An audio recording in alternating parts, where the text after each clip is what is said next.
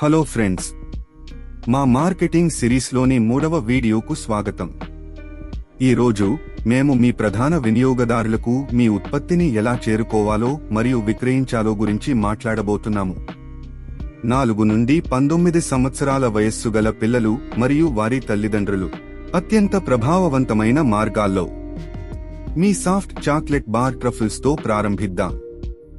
మీరు వాటిని విక్రయించడానికి సిద్ధంగా ఉన్నారా?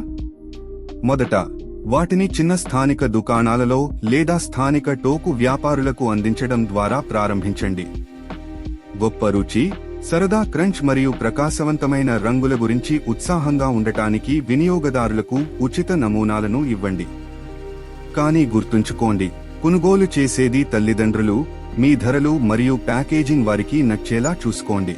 ఈ విధానం మీకు కుటుంబాలను అర్థం చేసుకోవడానికి, పిల్లలు ఏమి ఇష్టపడతారో తెలుసుకోవడానికి మరియు తల్లిదండ్రులు మీ చాక్లెట్ బార్ ట్రఫుల్స్ ను మంచి విలువ మరియు ఆకర్షణీయంగా చూడటానికి సహాయపడుతుంది.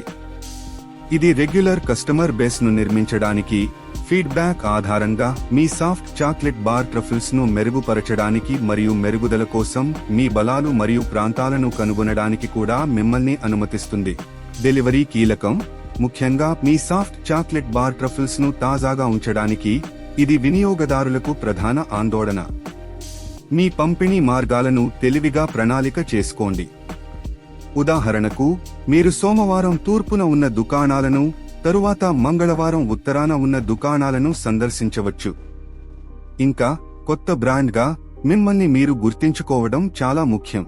మీరు సాఫ్ట్ చాక్లెట్ బార్ను మీరే పంపిణీ చేస్తుంటే, మీ వాహనాన్ని మీ సాఫ్ట్ చాక్లెట్ బార్ ట్రఫుల్స్ లోగోతో బ్రాండ్ చేయడాన్ని పరిగణించండి. పిల్లలు మరియు తల్లిదండ్రుల దృష్టిని ఆకర్షించడానికి ఇది అత్యంత ప్రభావవంతమైన మార్గం. అంతేకాకుండా మీరు వినియోగదారుల కోసం వేచి ఉండలేరు. మీరు మీ సాఫ్ట్ చాక్లెట్ బార్ ట్రఫుల్స్ ను చురుకుగా ప్రచారం చేయాలి. మీ పోటీదారుల కంటే మీ ఉత్పత్తిని ప్రచారం చేయడానికి, వారిని ప్రోత్సహించడానికి దుకాణదారులకు ఆకర్షణీయమైన బేరాలను అందించండి. మీ ఉత్పత్తిని ప్రజలు నిజంగా ఇష్టపడుతున్నారని మీరు గమనించినప్పుడు పెద్దదిగా ఆలోచించాల్సిన సమయం ఇది.